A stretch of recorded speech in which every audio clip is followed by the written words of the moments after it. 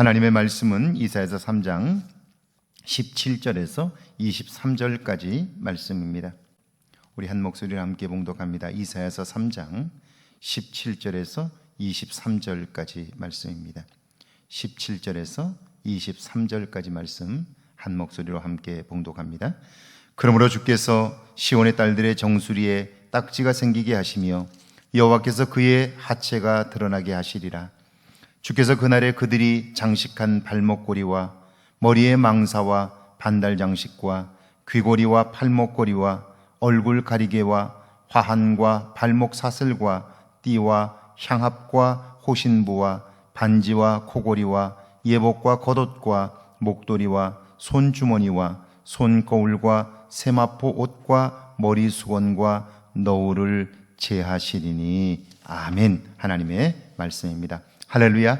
오늘 하루도 하나님의 은혜가 여러분과 함께 하기를 주의 이름으로 축원합니다. 제가 어린 시절 동네에는 월남전에 참전한 군인 가족들이 더러 있었습니다.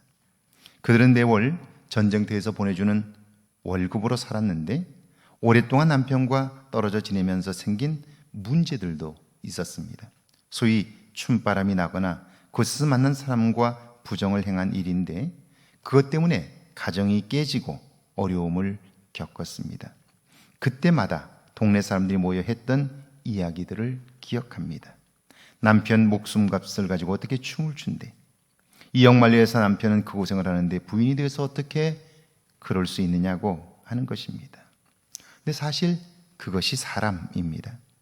외로움을 핑계대지만 사실은 그것이 아니어도 죄악을 그리워하는 존재, 그것이 사람입니다.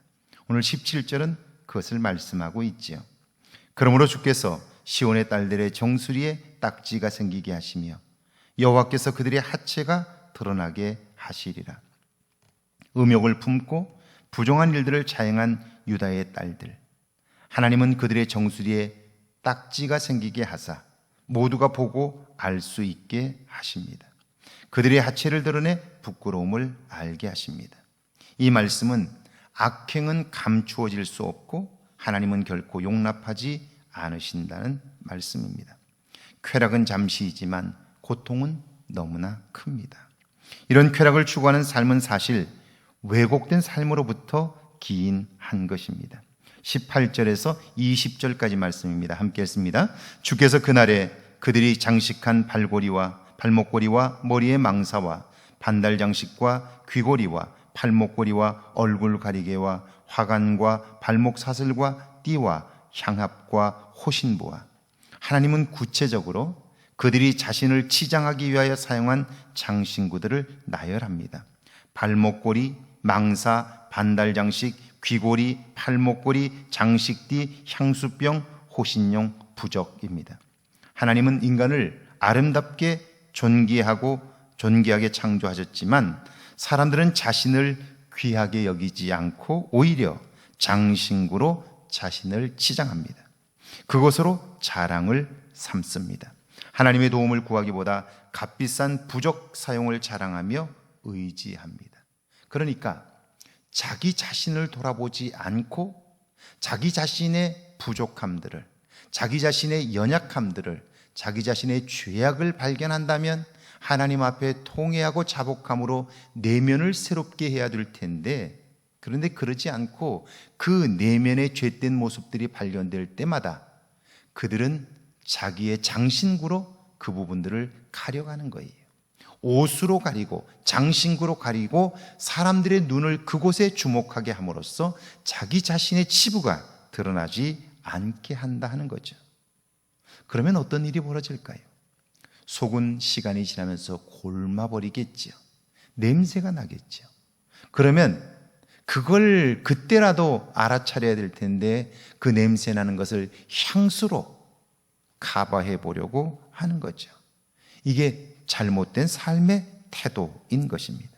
21절에서 23절입니다. 같이 읽습니다.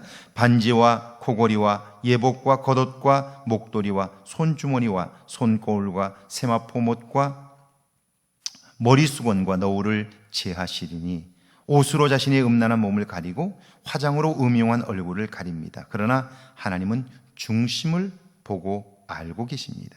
결국 지도자들의 잘못된 통치뿐 아니라 백성들의 타락함이 나라를 무너뜨리는 거죠. 하나님은 오늘 이 나라가 이렇게 된 것의 원인들을 구체적으로 나열하기 시작합니다. 그러면서 사람들은 나 때문이 아니라 오늘 나라가 이렇게 된 것은 누구 때문이라고 비난하는데, 그렇게 비난하는 너 자신도 너 스스로의 죄악을 가리기 위하여 장신구로 치장하고 그것을 감추려고 했다는 사실을 말씀해 주고 있는 거죠. 사실 하나님의 이런 지적은 그 죄악을 알게 할 뿐 아니라 돌이키게 하기 위함이죠. 그 하나님의 말씀 앞에 나 자신을 세우고 그리고 나 자신의 본래의 모습을 보게 될 때 우리는 하나님 앞에 회개할 수 있고 돌이킴으로 온전한 회복을 이룰 수 있게 되는 거죠. 이것이 하나님이 오늘 이 말씀을 주고 있는 이유이며 목적인 것입니다. 사실 우리는 살아가는 동안 죄와 더불어 살고 있습니다. 그런 자기 자신에게 무디어져 버리면 다른 어떤 것으로 자꾸 가리려고 합니다. 그렇지 않은 채 지식으로, 학위로 또는 자기의 의로움으로 치장하려고 합니다. 그러면 그럴수록 우리 안의 죄악은 점점 더 골마 냄새가 나게 되는 거죠. 회복이 요원해진다 하는 이야기입니다. 하나님이 우리를 향하여 지적하실 때에는 심판하기 위함이 아니라 회복하기 위함임을 깨닫고 오늘 이 하루 동안 나 자신의 죄인된 모습들을 발견함으로 회복의 역사가 있기를 주의 이름으로 축원합니다. 우리 함께 기도합니다. 악행이 드러난다는 사실을 잊지 않게 해달라고요.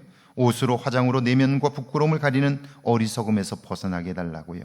이제 하나님의 말씀 앞에 나를 세워 회복의 은혜를 경험하게 해달라고요. 함께 기도합니다. 하나님, 이 땅을 살아가는 동안 내 삶의 악행이 드러난다는 사실을 잊지 않게 하옵소서.